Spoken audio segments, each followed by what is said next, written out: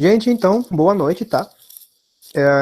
Para quem me perguntou antes, eu estava falando alguma coisa que vocês não estavam escutando? Sim, eu estava falando um bocadinho aqui. Muitos de vocês devem ter recebido, pouco antes da aula começar, um e-mail meu convidando vocês a participar dessa aula. Isso para quem não tenha que ficar clicando para aceitar 60 pessoas na nossa sala, senão atrapalha um pouco o andamento. Quem recebeu já aceitou, perfeito, já conseguiu entrar direto. Quem não, deve ver isso depois. E, por favor, já aceita, que aí facilita bastante do lado de cá. Certo, gente? Então, nossa aula hoje vai ser continuação ainda de ontem. Como eu falei para vocês ontem, essas nossas primeiras aulas, provavelmente até amanhã, vão ser um pouco mais teóricas. Já vi muita gente colocando o nome aqui no chat. Pode fazer isso, por favor, para marcar a presença de vocês. Lembrando que eu ouvi alguém perguntando enquanto eu entrava. Lembrando que a presença nas lives, ela contabiliza pontuação extra. 60% de presença nas lives, meio ponto a mais no final da disciplina. 80% de presença nas lives, um ponto a mais no final da disciplina. G1 e frequência, resolver as atividades que são propostas no Saga. Tudo bem? G2, trabalho final, que vai ser a nossa terceira semana de curso. Tá? Disciplinas são 3 semanas, as 2 primeiras, conteúdo na veia, a terceira semana é nosso projeto final, certo? Essas aulas de ontem e hoje, e provavelmente amanhã, elas vão ser um pouco mais teóricas ainda. A partir de quinta-feira, a gente começa a colocar a mão na massa para construir, modelar e, eventualmente, na semana que vem, programar os nossos bancos de dados. Certo, gente? Estão enxergando a minha tela já aí? Sim. Perfeito, então. Sim, Lucas, G2 é trabalho, tá?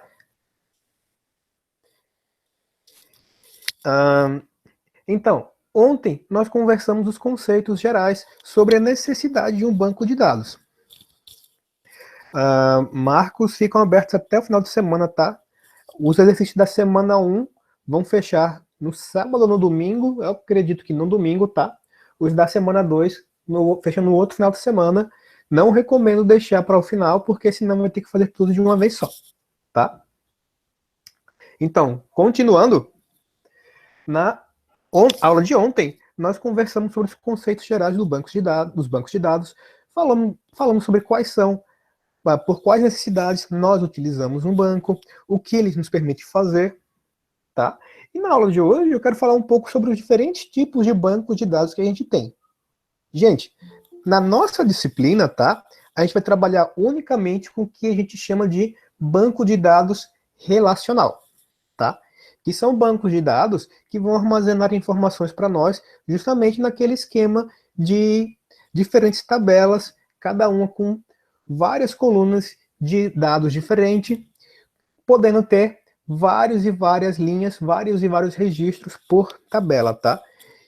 Que vão conversar entre si para a gente poder estabelecer ou identificar determinadas informações no nosso banco de dados. Então, nossa disciplina vai focar unicamente bases de dados relacionais, que são bases, de novo, que tem um esquema de tabela e que elas trabalham, sobretudo, utilizando de linguagem SQL, tá, pessoal? Nessa disciplina, a gente não vai trabalhar com o outro tipo de base de dados, que são as que não utilizam o SQL. Eu vou comentá-las brevemente hoje, mas a gente não vai focar nisso, tá tudo bem?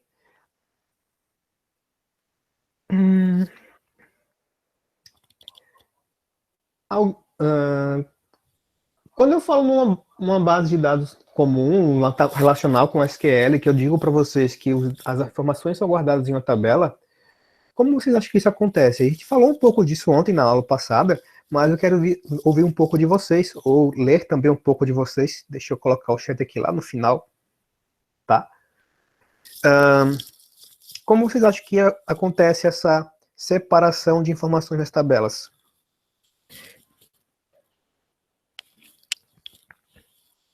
Posso no final da aula, Laura, tá? Por tipo de dados, ok. Boa resposta, Marcos. Mas, por exemplo, Vamos supor, você e os teus colegas aqui são alunos da escola, certo? O teu registro de aluno vai ter o teu nome, o teu endereço e o telefone, data de nascimento, entre outras informações. Confere? Então, por exemplo, o teu nome é um tipo de dado de caracteres. É a data de nascimento. Não é, né? É uma tipo data, realmente. Mas ainda assim eles estão separados dentro de uma mesma, dentro de uma mesma tabela para compor o teu registro. Então, não necessariamente por tipo de dados, tá? Mas por tipo de informação que a gente quer armazenar, tá? Perdão, nem por tipo, por qual informação que nós queremos armazenar. Dentro de uma tabela, a gente vai poder ter dados em uma mesma tabela de diferentes tipos. Nós podemos ter números, nós podemos ter nomes, nós podemos ter datas, tudo isso numa tabela só. Mas o que nós vamos identificar aqui são que valores que são pertinentes para armazenar aquele dado, tá? Então, quase isso, nós vamos ter dados sim compondo, mas a tabela vai poder ter diferentes tipos de dados dentro dela. Alguém falou em chaves primárias estrangeiras. Vai ser necessário sim, Carla, mas uma chave primária é o identificador. Por exemplo, puxando aí no exemplo que eu usei com o Marcos aqui, se fosse vocês como aluno, ia ter lá na tabela do banco um campo para o nome de vocês, outro para a data de nascimento, outro para o endereço, e podia ter um campo também para o CPF. Tá, Carla? E assim, teu CPF é um, o do Marcos é outro, a menos, como eu brinco, que o CPF de vocês tenha sido clonado, ninguém é para ter CPF igual a de ninguém aqui, não é verdade? Tá? E aí o que acontece? Esses identificadores vão separar um registro do outro. Então a gente vai ter realmente essa questão ah, dentro da tabela para fazer a identificação das informações diferentes. Mas o que eu quero dizer para vocês nesse sentido é que quando a gente vai organizar nossos dados em um banco do tipo relacional, que é o que a gente vai trabalhar aqui, a gente vai sempre pensar em função de uma entidade que nós queremos descrever, que vamos eventualmente converter isso numa tabela. Esse elemento vai ter um conjunto de campos diferentes, cada um deles com informações diferentes, com seu próprio tipo de dados, e que vai poder estabelecer relações com outros elementos do nosso banco, certo? Então, essa estrutura da tabela, as diferentes colunas, diferentes informações de uma pessoa, de um registro, nome, data de nascimento e etc.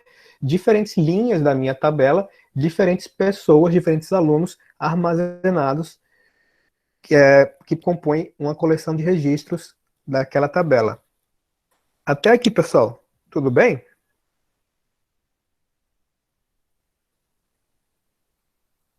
Sim, tranquilo, sim, perfeito, tá? E o que que muda quando a gente vai para um banco de dados que ele se diz não relacional, tá? Primeira coisa, bancos de dados relacionais, em sua esmagadora maioria, ou quase totalidade, vão trabalhar com SQL, ponto, tá? Vão organizar os dados na forma de tabelas, uma coleção de tabelas de dados que se comunicam umas com as outras, para a gente ter as informações do nosso banco, que vão ser estruturadas em SQL, tá? Quando a gente fala em bancos de dados não relacionais, são bancos de dados que podem até usar SQL, mas ainda que usem, ou talvez nem usem, não vai ser exclusivamente isso que eles vão fazer, tá? Beleza, mas se ele não usa SQL, ele usa o quê? Varia, tá? Bancos de dados não relacionais, eles vão cada um ter sua própria maneira de armazenar informações, tá? Por isso que eu falei que nós não vamos focar aqui nesse tipo de base de dados, porque para fazer isso eu teria que selecionar um tipo específico e trabalhar somente em cima dele. Tudo bem? Então, vai ter algumas vantagens em relação a isso, outras nem tanto. Vai ser bem mais flexível, tudo bem, porque é o passo que, para um banco de dados relacional, você constrói a tabela de informações previamente, para um banco de dados não relacional, vocês podem definir a estrutura de dados em tempo de execução. Teu programa está lá, vocês criaram um esquema via código, na hora que ele começar a executar, ele vai gerar para vocês a estrutura que vai guardar a informação. Que estrutura vai ser essa? Depende do banco de dados que vocês vão trabalhar. Por exemplo, ontem eu citei para vocês que dentro daquela relação de bancos que a gente viu, que são os dos mais comuns, a gente tem o MongoDB. E o MongoDB, diferente dos outros, eu falei que ele era um banco não relacional. Lembram disso, pessoal, da aula de ontem? Então, como é que se o Mongo ele não guarda tabelas de bancos de dados, como é que ele trabalha? Bom, na verdade, o Mongo vai guardar uma coisa parecida com os dados em arquivos parecidos com o JSON, tá? Que é um objeto de notação JavaScript. Então, isso daqui seria uma representação de como ele vai armazenar a informação. Por exemplo, aqui ó, eu teria uh, dois registros, tá? Para uma pessoa, campo ID, que é a chave, nome, idade. Isso é uma pessoa. Próximo campo, de novo, o ID da pessoa, nome, idade, e olha aqui, aqui tem país. Nesse aqui não tem, tá? Por quê? De novo, porque eles são mais flexíveis, tá? E claro, isso vai ter vantagens e desvantagens para o projeto à medida que vocês forem trabalhar. Não vai existir uma tabela de base de dados, tudo bem? Ele vai armazenar informações, no caso do Mongo, como um arquivo de dados com uma estrutura própria. Então, esse tipo de estrutura vai variar de banco para banco. Deixa eu ver as perguntas. Devem seguir uma ordem? Não necessariamente, tá, João? Como tu viu aqui, os dois aqui são informações para uma pessoa, mas nesse caso aqui existe um campo país e nesse não existe. Tu poderia até considerar que se nós estivéssemos trabalhando com um banco de dados relacional, nossa tabela teria o campo país, sempre para todo mundo, só que para o Henrique aqui, o campo país teria valor nulo, por exemplo. É uma maneira de interpretar, mas na prática, literalmente, esse objeto aqui não possui o campo país e esse possui. Então, ele não tem que seguir esse padrão, esse esqueleto pré-construído, como é o caso do banco de dados relacional, tá? No banco não relacional não é necessário isso.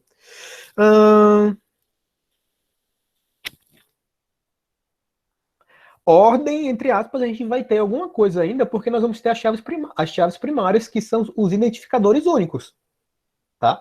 Então ainda vai existir um elemento de identificação aqui, para que a gente possa separar os diferentes registros, tá? Mas ele não necessariamente tem que ter uma estrutura que se iguale para todos, justamente porque ele não é uma tabela. Na melhor das hipóteses, se a gente quisesse forçar uma noção de tabela aqui, vocês podem pensar que é uma estrutura toda desregulada, tá, gente? Alguém falou ali em array, não necessariamente, mas se a gente fosse pensar nos termos de um array, para quem já viu o conceito, de novo, é como se fosse um array irregular, porque a gente tem determinadas seções aqui, determinados espaços, que há valores para um elemento e para outro não, tá? Mongo é acessado de que forma? O Mongo é é um banco de dados. Exatamente, ele é um banco separado, tá? Da mesma maneira que a gente tem o MySQL, que a gente tem o MariaDB, a gente tem o Mongo também, tá? Existem N bancos de dados disponíveis no mercado. A gente vai tratar aqui na disciplina dos bancos de dados relacionais, porque, de novo, são os conceitos idênticos para todos esses tipos de banco, com algumas particularidades. Exatamente, não é SQL. O Mongo não usa SQL, tá? Ou pelo menos não exclusivamente SQL. Certo, Marcos? Beleza. Indo para frente, então, como eu disse, a gente vai conversar aqui sobre os bancos de dados relacionais. Aqueles bancos que realmente se baseiam na noção de tabelas que se comunicam umas com as outras, tá? Desses, existem quatro mais em maior destaque hoje, que seriam o MySQL e o MariaDB, que são o que a gente vai trabalhar, os que a gente vai trabalhar, já vai ficar mais claro isso. Oracle, excelente, mas de custo altíssimo. Microsoft SQL Server, também muito bom, mas que teve que teve uma menor difusão em relação de que, por muito tempo, até uns 3 anos atrás, ele era exclusivo para sistemas Windows. E o Postgre, que é essencialmente hoje concorrente direto do MariaDB. Usa Oracle na empresa, Carla, o pessoal gastou um dinheirinho então, viu? Se usa Oracle, o pessoal desembolsou uma quantia significativa, tá? Então, vamos falar um pouco sobre cada um deles, tá? Ah, sim. Aí sim. Justamente, o Oracle é para projetos de médio a grande porte. Até por conta do custo que ele tem e do custo do funcionário para administrar esse banco de dados, que também é alto. São dois custos, o da licença, que é alto, e do administrador, que também é alto. Tá? Então o pessoal desembolsa um dinheirinho considerável. Nós vamos trabalhar, é claro,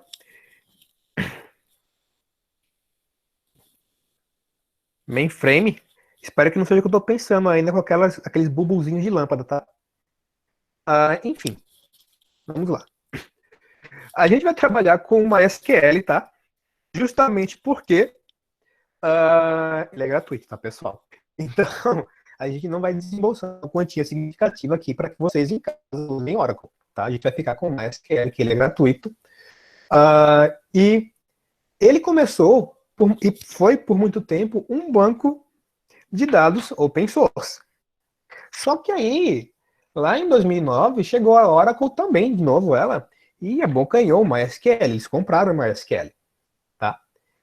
Então, por conta disso, veio daí o que a gente fala, volta e meia, que é o MariaDB.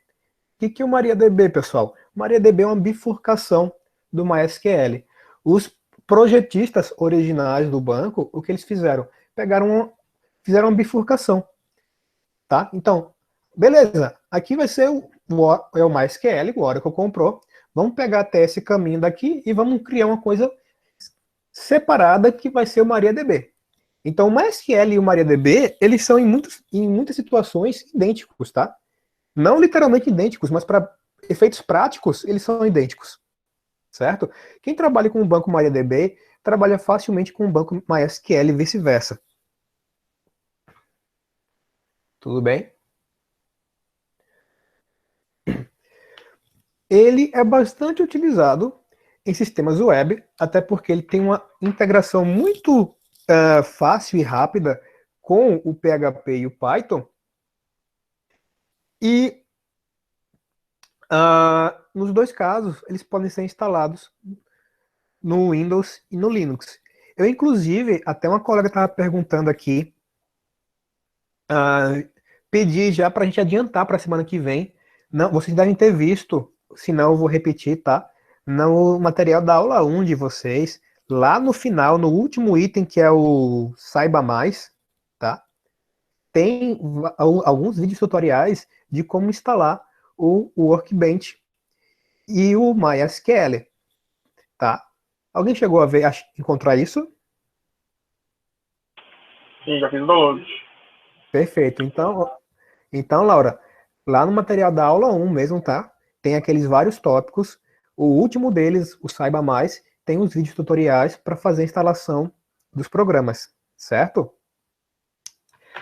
E por que eu estou falando isso? Para gente adiantar. E para que quando chegar na segunda semana que vem, provavelmente segunda-feira, a gente já esteja todo mundo, não sabendo usar, é claro, porque isso a gente vai fazer semana que vem, mas instalado já, para que a gente possa tocar já nosso trabalho sem nos demorar muito em processo de instalação, tá?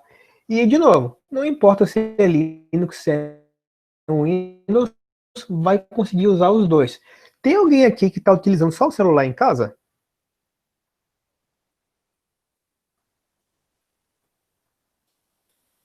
Felipe, que era para ser isso, hein? Eu teria jogado no Google depois. Bom, o Google vai me falar daqui a pouco, tá, gente? Tem alguém aqui que está usando somente celular? Vou até deixar copiado, porque senão nunca mais eu vou encontrar. Aí depois eu jogo no Google, peraí. Pronto, no final da aula eu jogo no Google. Qualquer coisa, o Felipe tem um ponto a mais ou a menos, né? Vamos descobrir depois. É isso, gente. Alguém concorda comigo? Beleza, então tem o apoio da turma, tá, Felipe? Se deu mal. Vamos lá. Seguindo em frente, então. Aí com teus colegas, cara. A amizade aí tá feia, tá? Seguindo em frente, então, pessoal, um outro banco de dados bastante comum de se trabalhar, que até a colega Carla ali falou que é o que utilizam lá. Tu trabalha onde mesmo, Carla? Qual hospital?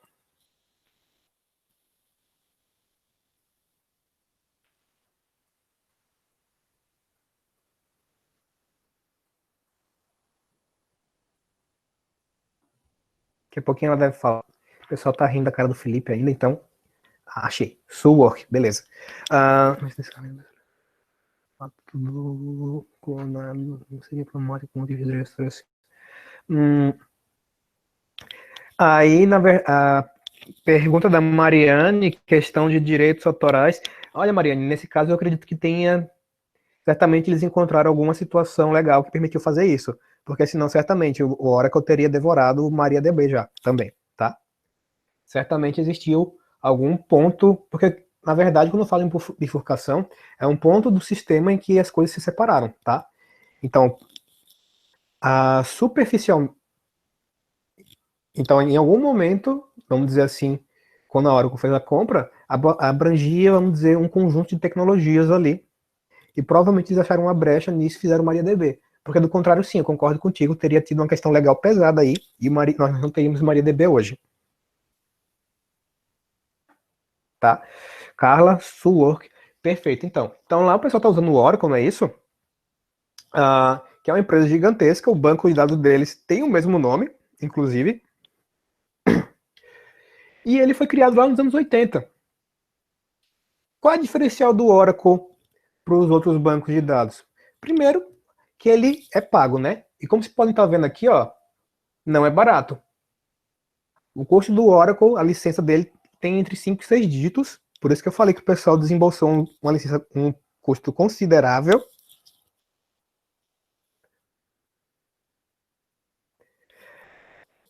É fácil, Daniel, é bem direto. Eu falei, tá? Então a gente tem um custo considerável aqui, mas por outro lado, por que ele é tão caro? Duas razões, tá, pessoal? Primeiro, ele tem uma base, ele é reconhecidamente extremamente confiável e robusto, tá? Então, é o custo também da qualidade, se a gente olhar por outro lado. Quer dizer que o open source é bem? Claro que não, tá? Mas aqui você está pagando por uma situação em que tu vai ter um respaldo da empresa, vai ter um suporte e que eles estão te garantindo a qualidade do produto. Então é essencialmente o preço da que a gente conhece no mercado, não é isso? Vai ser um banco capaz de lidar com imensos volumes de transações. Eu coloco ali em um mesmo segundo, tá? Por que eu não coloquei ao mesmo tempo? Porque no banco de dados, só já foram 5 dígitos, né, Marcos? Porque olha só, pessoal, quando a gente fala num banco de dados, o que acontece? Não há como, tá, em um banco de dados relacional, duas transações acontecerem exatamente ao mesmo tempo. O banco sequer permite isso. Ele vai travar as tabelas que estão sendo manipuladas para que isso não possa acontecer, na verdade, tá? Então não existe como você conseguir fazer essa manipulação simultânea aí do banco de dados, até por uma segurança para que justamente você tenha a integridade desses dados e não ocorram consultas que vão apresentar divergências. As consultas vão ser visivelmente instantâneas. Para qualquer pessoa, ninguém vai ser capaz, vamos dizer assim, de perceber realmente que houve um delay entre elas. Mas na prática elas não são, tá? Por isso que eu coloquei aqui que ele é capaz de lidar com um grande volume de transações em um mesmo segundo. Então, que eu gosto de brincar, que não é o que acontece quando tem todo ano o Enem, né, gente? Certamente o Enem não usa Oracle. Não sei o que eles usam, mas não é Oracle, tá? Porque cai o banco, ninguém consegue se conectar. Então, certamente não é isso daqui, certo? Porque nós teríamos a garantia aqui dessa capacidade de lidar com esse volume gigantesco de informações que é requerido ano após ano e que o sistema não aguenta, né? Todo mundo consegue ver isso. Seja pelo banco de dados, seja pelo link que não aguenta o volume de tráfego de usuários, né? Talvez sejam as duas coisas, inclusive. Certo? Então, além disso tudo, justamente o profissional do Oracle também tem um custo elevado. Por quê? Porque pensa comigo, vocês estão falando de um sistema que por si só ele já é caríssimo, tá? O que você faz para assegurar a qualidade do teu profissional? Certificação. Ah, mas outros bancos de dados também promovem certificação. Concordo, e é natural, tá? Só que o que acontece? O reconhecimento que a certificação da Oracle tem no mercado é quase que incomparável ao dos outros.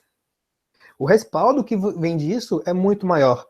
Consequentemente, o teu salário também vai ser muito maior, proporcionalmente à tua responsabilidade, não é isso?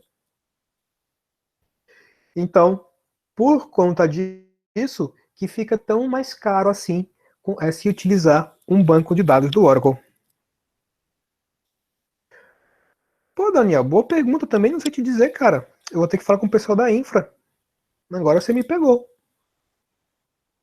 tá? Agora tu me pegou. Eu vou ter que falar com o pessoal da infra para saber. Não, não é misterioso, é que eu só nunca fui lá e perguntei, na verdade. Se eu tivesse ido, certamente eles me responderiam. Tudo bem? Não, que é isso, Marcos? Não, não é assim. Isso aí não, pessoal, não vamos avacalhar também, tá? Aí é avacalhação já. Planilha de Excel, não, né? Vamos lá. E pessoal, pegou um ranço aí das coisas, hein? Meu Deus do céu. Vamos seguir. Tocando a vida, pessoal. Próximo da nossa lista, que MySQL, eu quero falar MySQL. Microsoft SQL Server. Acho que o nome já diz tudo, né? Esse daqui é da Microsoft. Ele foi lançado lá no final dos anos 80, tá, gente? Ele mudou muito ao longo do tempo, ele é um excelente banco de dados. Qual é o único complicador dele, vamos dizer assim, que ele não se difundiu tanto como os bancos da Oracle, como o MySQL ou até o MariaDB, tá? É que até 2017, tá, gente? Tu só podia instalar o Microsoft SQL Server no Windows. Então, para uma empresa que utilizasse qualquer opção operacional, utilizar o SQL Server era inviável. Eles não tinham sequer como fazer a instalação. Tá, gente? Então, é um tiro no pé isso? Em parte, sim, né? Porque tu limitou muito o escopo da tua aplicação. E depois disso, depois de 2017, já existem sim, hoje em dia no caso, né, distribuições do SQL Server que são compatíveis com Linux e com outros sistemas operacionais. Mas quando eu falo que até bem pouco tempo atrás essa não era a situação, vocês podem ver que até bem pouco tempo mesmo, né? Esperar até demais para essa situação. Vantagem do SQL Server é o quê? A proximidade que ele tem com o ponto .NET. Então, é simples utilizar isso com ASP.NET, com C Sharp, com qualquer outra linguagem que venha desse pacote de dados. Desse pacote de desenvolvimento. Tá? Então, esse é um dos grandes destaques dele. Tudo fica relativamente mais fácil quando você trabalha com ele em conjunto com essas linguagens. Até porque, de novo, o pacote .NET, para quem não lembra, também é um pacote da Microsoft. Então, naturalmente, que ele se conecta muito bem ao banco da Microsoft, ao servidor de banco de dados da Microsoft. Felipe, servidores geralmente usam Linux? Depende. Como tudo, cara, a tua empresa tem a opção entre utilizar o sistema operacional Windows, Linux ou qualquer outro que ele queira, tá? É uma opção da empresa, tá? Normalmente o que vai pesar para essa decisão é, uma questão de recurso financeiro e questão do tipo de sistema para o qual teu banco vai propiciar os dados, tá? Mas isso daqui não necessariamente tem que ser Windows, não necessariamente tem que ser Linux. Eu já vi servidores utilizando o SQL Server rodando em Windows em empresas, eu já vi também utilizando o Linux e rodando. Então, isso daí não é uma... Não existe essa questão de geralmente ser em um ou no outro. É uma opção da empresa, tá? Pode ser, Danton, pode ser que fosse intencional, eu não duvido disso, né? Não haveria, por exemplo, outro motivo para até hoje você pegar um Windows e ele vir com o Internet Explorer. Então, provavelmente era intencional, mas ainda assim acabou limitando o mercado, né? Porque, de novo, o próprio Windows já tem um custo e tu teria que comprar também a licença do SQL Server, que tem mais um custo adicional. Então, você tem opções gratuitas, dependendo do teu porte, ou se você tem opções que você pode fazer um corte de custos, aí é uma questão da empresa de como ela vai abordar isso. Google Cloud SQL, boa. E isso é para não dar universidade para os funcionários? Não necessariamente. É gameplay, é Gabriel, é Guilherme, esqueci agora, tá?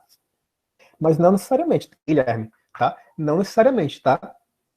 Até porque, de novo, se for um Linux, se suas máquinas também forem Linux, teu usuário, aliás, desculpa, independente de ser Linux ou Windows, né, teu usuário não é para ter acesso direto ao banco. É aquela conversa que a gente estava tendo ontem. Teu usuário vai ter acesso ao banco de dados de que maneira? Mediante a aplicação ao sistema que ele está utilizando. Vai fazer um cadastro, vai recuperar um relatório, então vai existir uma comunicação com o banco. Agora, ir lá diretamente na base de dados para mexer nela, isso só quem faz realmente é o administrador do banco, tá? Ninguém mais além do administrador do banco. Boa noite, Samuel. Gente, aproveitando, se alguém não colocou o nome completo aqui no chat, por favor, coloca, tá? Eu sei que uma galera já colocou, mas só lembrando quem não fez isso ainda, eu falei com o professor Vinícius, eu coloquei aqui o pluginzinho para capturar o nome de vocês, tá? Que já facilita bastante o meu lado, mas como tem gente que utiliza somente um nickzinho, aí eu não tenho como fazer a correlação depois. Então, boa, Daniel. Eu, deixa eu ver. Eu vou verificar e eu te falo, tá? Com essa mudança de horário eu verifico e te digo. 22 não, mas no máximo 21 é como a gente fazia antes, tá? Então, próximo da lista, Postgre, tá? Postgre é da mesma época lá do SQL Server da Microsoft e ele é basicamente hoje um concorrente do MariaDB. Por que eu coloco o MariaDB e não MySQL? Porque o MySQL não é mais dependendo do porte da tua empresa, tu vai ter que pagar alguma licença nesse sentido, tá? Então, o Postgre vai poder ser utilizado tanto em Linux como Windows. Ele tem um grande apelo para aplicações web de pequeno e médio porte, porque ele é extremamente simples de se trabalhar e ele é leve também. E como todos os demais dessa relação, ele vai trabalhar com SQL. Na verdade, isso daqui tem uma relação, é um elefante, porque existe uma lenda aí, um mito, né? Já tinha até ouvido falar antes, mas deve ser coisa de estrangeiro só, de que um elefante tem uma memória impressionante. Então eles pegaram essa ideia e colocaram como símbolo do banco de dados justamente um elefante, porque nunca vai esquecer de nada. Duplo sentido, pegadinha, ok, tá? Vida que segue. Vamos lá. Tá, gente? Então, olha só. De novo, todos esses pessoal aqui, ó, cadê eles? MySQL, MariaDB, Oracle, SQL Server, Postgre, todos eles são bancos de dados relacionais.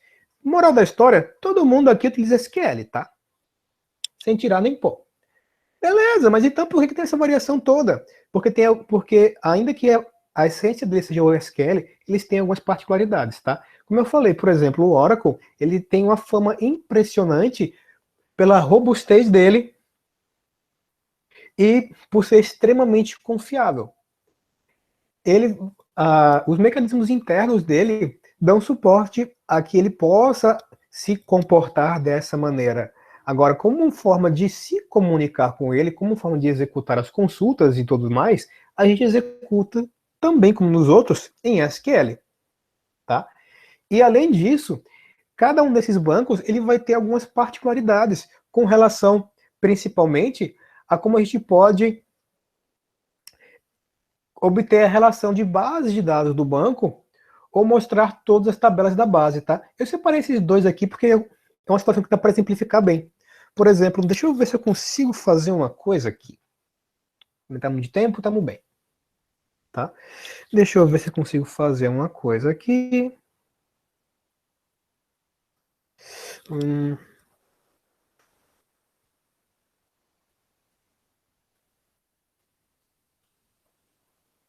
Aliás, não, vou pegar o meu Workbench mesmo, peraí.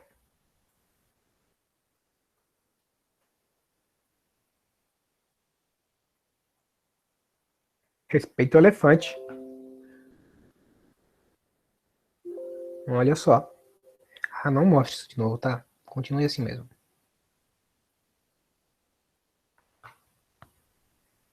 Tá, gente? Então, por exemplo, deixa eu colocar isso aqui pro lado. Cadê você?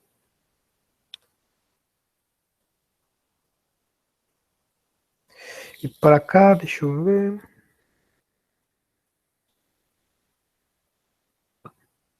Deixa eu colocar isso aqui. Não sei se vai ficar legal. Acho que não vai dar certo, não. Não, tá legal. Tá, eu já volto lá e tiro. Então, por exemplo, gente, não importa se eu estou no Oracle, no Postgre, no MySQL, em qualquer um deles, os comandos para eu poder fazer a inserção, a atualização e a exclusão de dados, por exemplo, vão ser exatamente os mesmos, tá? Porque é todo mundo SQL. Como é que eu vou inserir dados em um banco de dados? Por exemplo,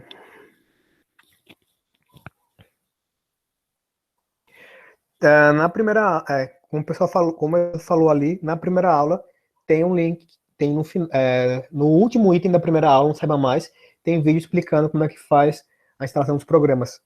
Certo, Guilherme? Lá no finalzinho da primeira aula, tá? Então, voltando para cá, gente, estamos já no finalzinho, tá? Se eu quero inserir alguma coisa no banco de dados, o que eu tenho que fazer? SQL, comando insert, inserir. Ah, eu falo isso para todas as minhas turmas, tá, pessoal? E vou seguir repetindo. A gente está em um curso de TI. A gente precisa pelo menos de um inglês básico. Não tem para onde fugir, tá? Estou trabalhando com programação, os comandos são em inglês. Estou trabalhando com redes, os comandos são em inglês. Então a gente precisa de um inglês básico. É ruim? Em parte. Podia ser pior? Podia ser mandarim, tá? Então não reclamem muito. Nem graças a Deus ainda, que é o mesmo alfabeto. Então olha só. Se eu quero inserir informações no banco de dados, né? Estão reclamando de barriga cheia, pessoal. Que é isso? Se eu quero inserir informações no banco de dados, eu vou utilizar o comando insert. Tradução literal, inserir, bem direto.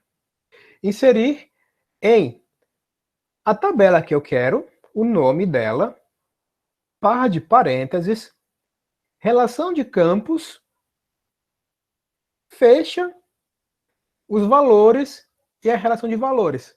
Beleza, entendi nada. Tá, um exemplo mais prático, olha só. Insira em cliente. Então, cliente é uma tabela nossa no banco, tá? Campos que tem na tabela de cliente. Ela tem o campo CPF, o campo nome, o campo telefone. Pois é, Luiz, verdade. Daqui a pouco todo mundo vai ter que aprender mandarim para poder trabalhar com TI, né? Aqueles 1000 e poucos caracteres básicos deles, ou sei lá quantos. Tá? Então, insira na tabela de clientes, nos campos CPF, nome e telefone. Eu falei que vocês estão reclamando de barriga cheia, tá, gente? Os valores. Então, olha só. Olha a relação, pessoal. Insira em nome da tabela, cliente. Relação de campos. No caso aqui, 3. CPF, vírgula, nome, vírgula, telefone. Quais são os valores? Esse aqui é o valor do CPF, esse aqui é o valor do nome, esse aqui é o valor do telefone. Ah, mas eu não queria inserir nessa ordem, eu queria inserir primeiro o nome, depois o CPF, depois o telefone. Posso? Pode sim, tá?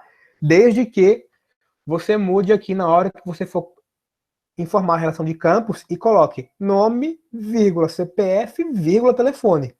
Aí sim, tu pode vir aqui embaixo e passar primeiro o nome, depois o CPF e depois o telefone. Ah, mas eu não quero fazer isso, né? Bem coisa de usuário. Mas eu não quero fazer isso. Eu quero deixar aqui em cima nome, CPF, telefone e quero deixar aqui embaixo o CPF, o nome e o telefone. De propósito mesmo. Eu quero ver se eu vou bugar o banco. Beleza, tu vai mesmo bugar o banco, tá? Tu vai conseguir bugar o banco.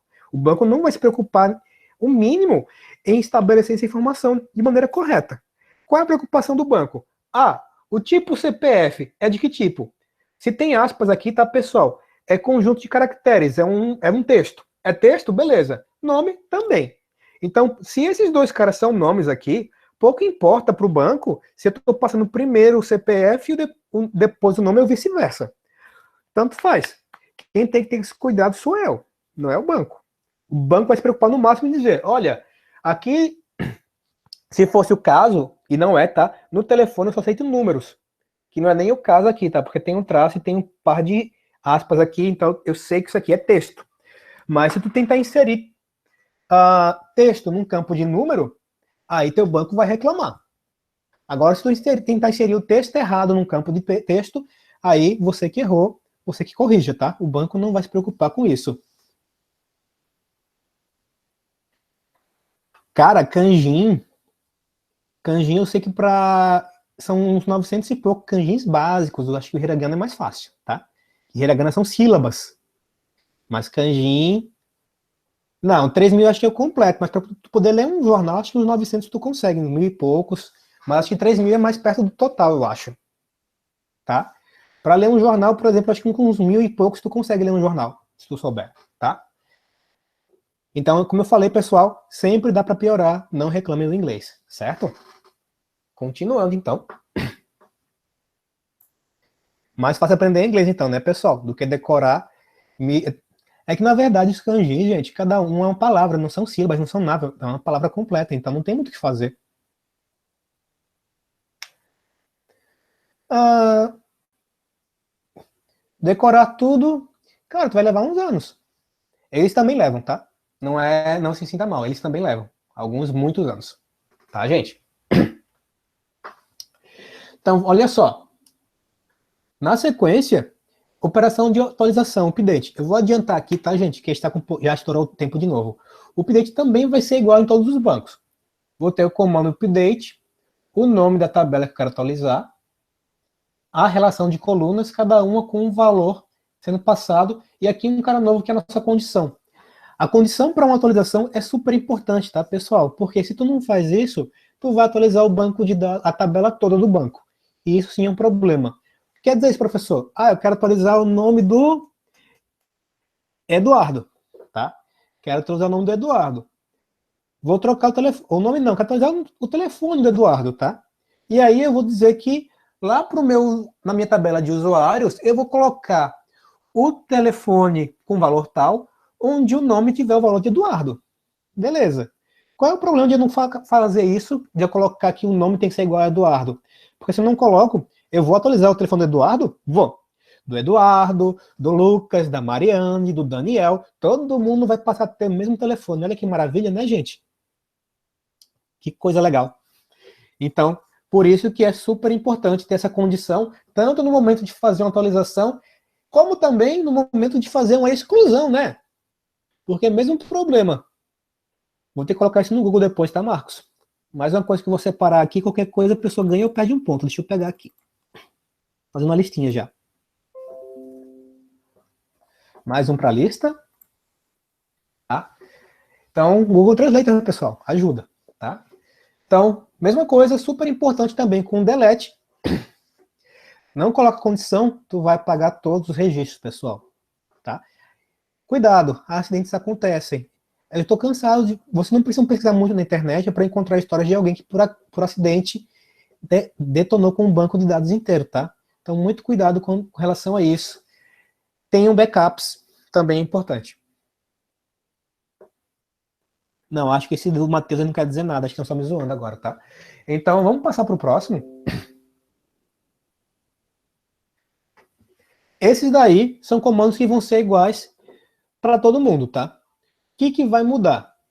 Vão ter comandos que vão ser exclusivos de cada banco de dados. Por exemplo, no MySQL e no MariaDB, que essencialmente possuem a mesma sintaxe, tá? Os dois. Se eu quiser mostrar todas as minhas bases de dados, eu posso usar esse comando aqui, show database. É por isso até que database. É por isso até que eu abri aqui o meu workbench para a gente fazer um teste. Show database. Databases? Faltou um S? Faltou um S. Vou colocar um S aqui. Faltou um S. Trancou. Trancou tudo.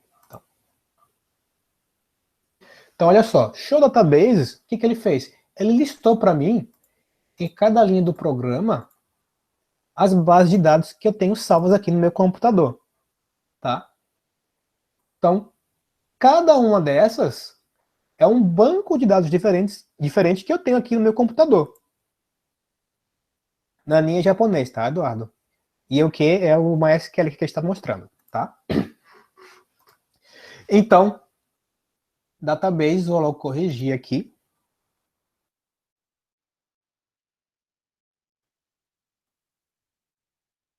Então, esse comando, por exemplo, é um comando que vocês vão conseguir utilizar aqui no MySQL, no MariaDB, e não vão conseguir utilizar, por exemplo, lá no... E não vão... Boa. E não vão conseguir utilizar isso daqui, por exemplo, no SQL Server, que é bem diferente do comando dele. Então, esse comando aqui é exclusivo do MySQL. Se eu quiser utilizar uma base de dados dessas, vou pegar uma dessas aqui e use... Vamos ver essa funcionária, Banco Gabriel. Não sei qual dos Gabriels é o dono desse banco. Uma Banco Gabriel, vamos ver. Temos Gabriels aqui na sala. Tá? Então, detalhe aqui o ponto e vírgula, tá, gente? O ponto e vírgula aqui está encerrando um comando em cada linha. Se eu não colocar o ponto e vírgula, vai funcionar? Vai. Tá?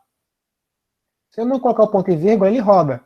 Agora, se eu tentar executar mais um comando embaixo, ele não vai. Porque eu não concluí o comando anterior. Então, cuidado com o ponto e vírgula aqui, tá, gente? Então, quero pegar, por exemplo, só o banco do Gabriel e quero ver quais são as tabelas que eu tenho lá. Então, olha, comecei aqui. Mostre todas as tabelas. Esse é um comando. Ah, dessa relação, eu vou querer escolher aqui o do Gabriel. Isso aqui é outro. Para encerrar, eu quero mostrar somente as tabelas que eu tenho lá. Então, olha só. No banco do Gabriel só tem a tabela produtos e mais nenhuma. Ah, eu precisava fazer esse primeiro comando aqui antes? Não. Tá? Não precisava. Tudo bem? Porque cada um desses é um comando separado. Aqui eu queria ver quem eram todas as bases de dados. E eu mostrei. E esse comando, gente, e vou adiantar aqui para encerrar já, tá? Porque eu tô vendo na hora. E esse comando, ele vai ser diferente em cada banco de dados que vocês forem trabalhar, por exemplo. Então, são todos iguais, na essência são, mas cada um vai ter as suas particularidades. João Paulo, lembrando que eu viver no Japão é caríssimo, tá? Muito, muito caro. Na verdade, é uma das cidades mais caras do mundo. O Tóquio, se tu for morar lá. Tá. Essa mesma operação, se vocês fossem fazer no Oracle, olha como é que ia ser. Para encontrar o nome das bases de dados, selecione name from relação de bases. Isso daqui é uma variável própria dele para identificar isso.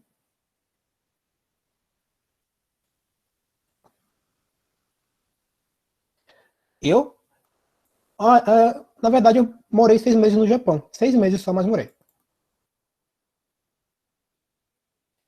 Isso faz uns 5 anos já, foi em 2015. Tá? Não, não aprendi. Eu não usava japonês no dia a dia.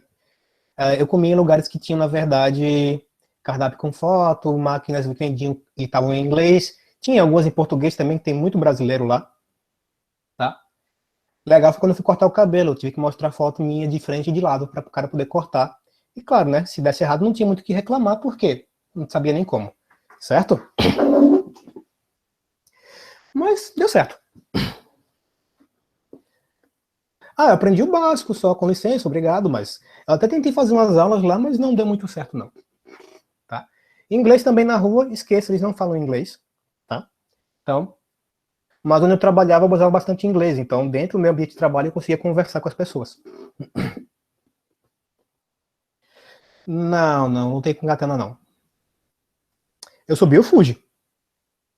Conta? Deixa eu ver, não sei se quer responder agora não, no final da aula, não pode conectar.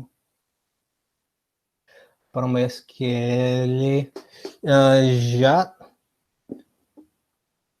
o do Python, cara, eu acredito que no próprio site do MySQL tu consiga, tá? Mas eu já dou uma checada aqui para você. Tá. Então, gente, só para encerrar, essas mesmas operações que eu mostrei aqui no MySQL, se fossem no Oracle, teriam essa sintaxe.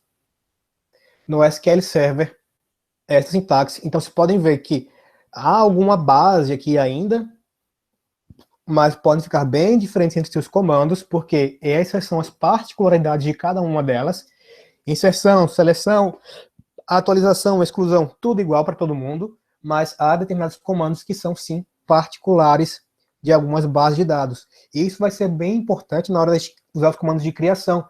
Por exemplo, para a gente poder selecionar bases com as quais a gente quer trabalhar, ou para fazer a exportação da nossa base de dados, porque ele, de novo, vai gerar código SQL para poder ser lido na própria base.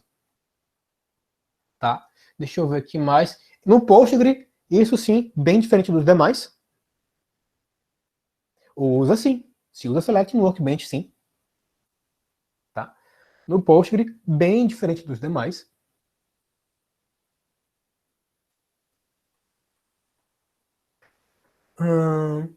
Tá. Então, gente, com isso aqui eu encerro, tá? O que eu queria mostrar para vocês hoje? Eu queria mostrar um pouco dos diferentes bancos de dados que a gente tem no mercado. A gente tem a grande, os mais difundidos, vamos dizer assim, são bancos de dados relacionais, tá? Não relacionais, principalmente o Mongo, ele está em alta expansão, tudo bem? Mas eles não trabalham essencialmente com SQL, eles têm outras maneiras de armazenar informações dentro deles, e são até, alguns podem ser até mais dinâmicos que trabalhar com um banco de dados relacional, que exige todo um planejamento prévio, estruturação e construção desse banco para a gente poder trabalhar. Outras linguagens vão poder, até em tempo de execução, fazer essa construção, caso haja necessidade. Como eu falei, essa aula de hoje nossa é mais teórica. Tá, gente? Eu vou liberar o espaço agora para perguntas. Eu sei que alguém queria a segunda questão de ontem. Quem que era? Sou eu. Beleza, deixa eu ver essa segunda questão de ontem. O que nós temos nela? Henrique, a certificação do Oracle vai te habilitar para trabalhar com bancos da Oracle, tá? Não quer dizer que você seja, por exemplo, um excelente administrador para um banco, sei lá, do Microsoft SQL. Ela vai te abrir as portas para trabalhar realmente com bancos da Oracle. Excelente. Muitos vão te cobrar essa certificação, inclusive até pelo custo que tem um profissional, tá? Agora vai ser para trabalhar com bancos da Oracle. Não vai te ajudar grandes coisas se tu quiser trabalhar com um banco da Microsoft. Aí seria interessante uma certificação da Microsoft no banco. Deixa eu ver, segunda questão. Sim, vou você responder. Essa eu não entendi. Porque tem biblioteca que tanto organiza por autor ou por ordem alfabética não de livro. Não, mas aqui, nesse caso aqui...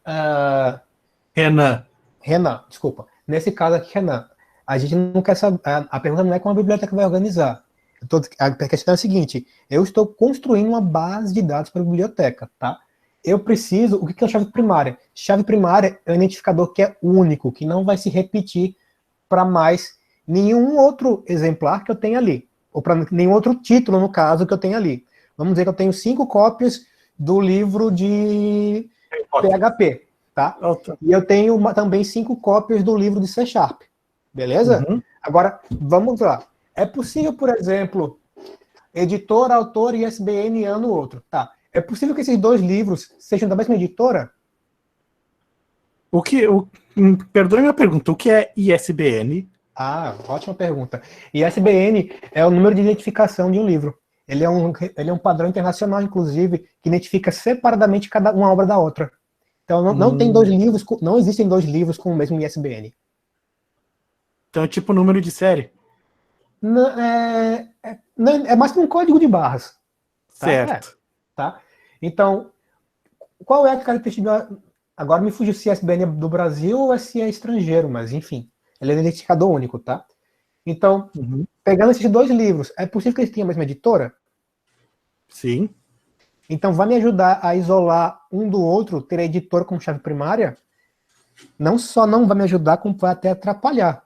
Por quê, Renan? Porque com a chave primária, eu não posso ter o mesmo valor naquela tabela duas vezes, tá? Então, é aquela questão, o meu CPF tem o CPF. Eu não posso não pode ter outra pessoa cadastrada com o teu CPF no banco, na tabela, pode? Não pode. Não pode, teu CPF é o único exclusivo. E Uhum. aí, vamos lá de novo. A editora, os dois podem ser da mesma editora? Podem. Podem. Podem ser do mesmo autor? Podem. Ano? Também. Registro? Não. Não. Ah, então tá. Aí já caiu os butiá do bolso. Beleza. Esse ISBN aqui, cara, deixa eu até ver o significado literal da sigla agora. Se ele é nacional ou se é brasileiro. É. Não, é, nacional, é internacional. Número de internacional, numeração internacional padrão de livros.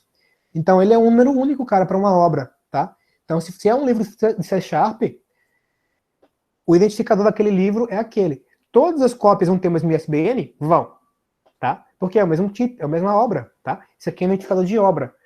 Uhum. Agora, se você quer dizer que, eu tenho desse livro 5 cópias, beleza. Tu vai ter um campo para dizer quantas cópias tu tem do livro.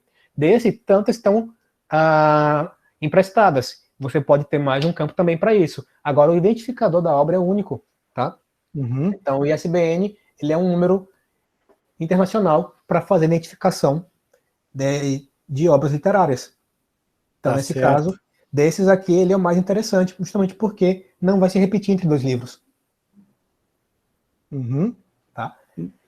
Agora entendi. Perfeito, então, Renan. Alguma coisa mais? Agora tem outra. Acho que foi a quinta pergunta que fala sobre. Ele tem um projeto pequeno e um custo limitado. Não é.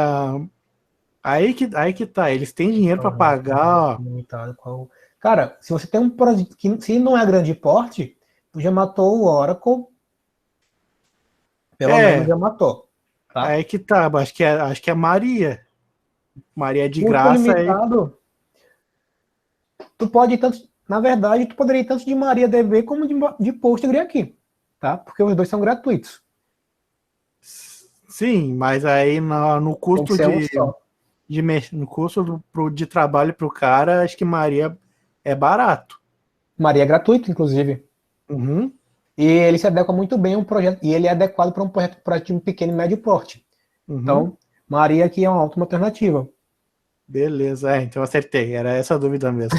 Tá? Era só Mas não se isso. preocupe com isso, Renan, que na próxima semana o sistema está programado para liberar as respostas, tá? Então vocês vão saber.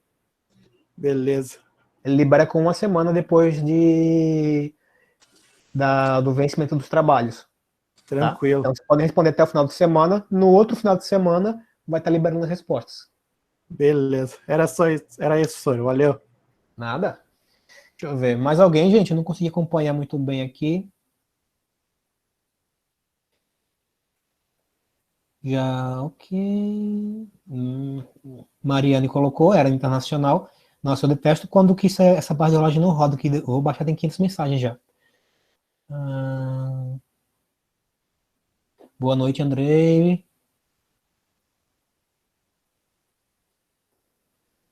Tá. Gente, como eu não consegui acompanhar o chat aqui, eu vou apertar de novo. Alguém tem mais alguma pergunta? Que agora eu tô vendo a barrinha de rolagem descer e já tinha muita coisa que eu não olhei de novo agora. Matheus, as atividades vão ficar abertas durante toda a semana, tá? Elas encerram, eu acredito, de novo, sábado ou domingo eu vou dar uma confirmada. Deixa eu checar aqui que eu já te falo. Mas final de sábado ou final de domingo, já te respondo. Deixa eu ver aqui.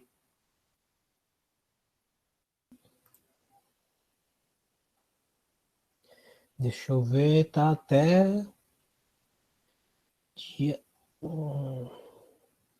Tá. 25. Final de sábado, tá? Tá aberto até o final de sábado. Boa noite, Daniel.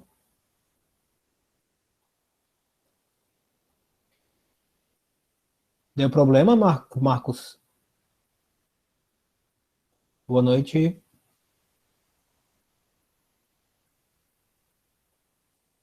Windows 7? Qual foi o problema que deu? Incompatível? E se for uma versão mais antiga, disponível no site? Tu tentou? Ah, bom. Vamos observar, tá, Marcos? Tá, vamos observar. Se tudo isso que tá funcionando, vamos observar. Mas no próprio site deles, você vai encontrar as versões mais antigas, que vão, certamente, alguma delas ser funcionando no Windows 7. Ah, sim, Alexander, pode. Eu acho que seria o caso do Marcos também, no caso de um sistema operacional incompatível. Não vai ter problema para nossa aula. Não está ativo, Marcos. Provavelmente o serviço não está rodando. Tenta reiniciar o computador para ver se ele dispara. Parece piada falar para mandar reiniciar, mas realmente tenta reiniciar porque provavelmente o serviço não está em execução ainda. Quando tu reiniciar, ele deve estar configurado para disparar o serviço.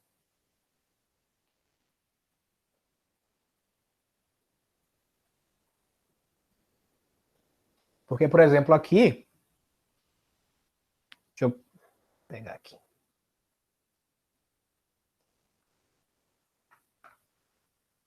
Se tu vier no teu gerenciador de tarefas, na guia de serviços, provavelmente aqui você não vai encontrar o MySQL, e esse é o problema, tá? Porque ele precisa estar rodando para que tu possa usar o Workbench.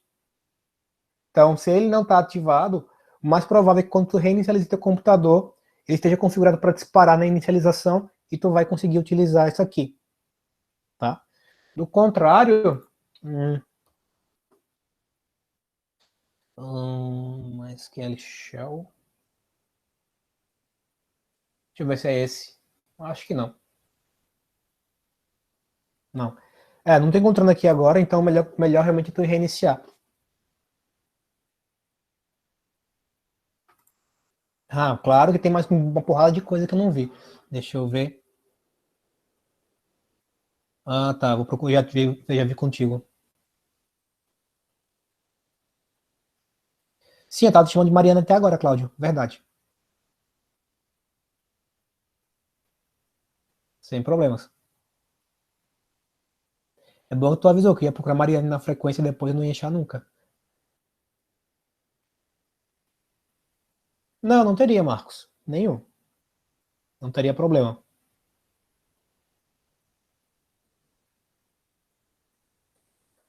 Boa noite, gente. Até amanhã. Perfeito. Qualquer coisa me mantém informado, tá? Vou até te mandar aqui, não sei se tu já tem.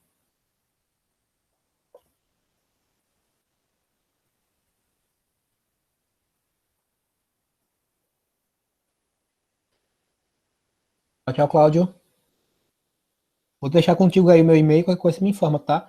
Sim, Paulo. Você pode, inclusive, aqui no nosso material da aula 1, se tu abre o material da aula 1,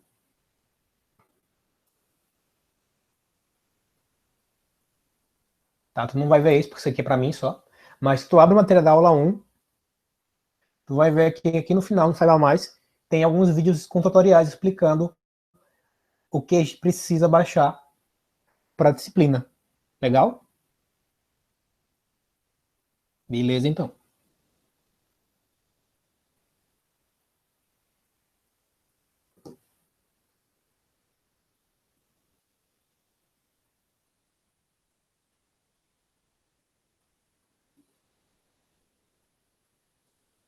Mais alguém?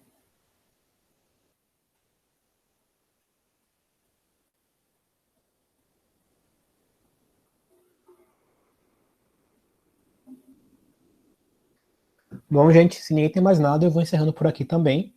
Já são mais de 9 horas, já estouramos bastante, tá? Espero que tenham gostado. Vejo vocês amanhã. Uma boa noite para todo mundo.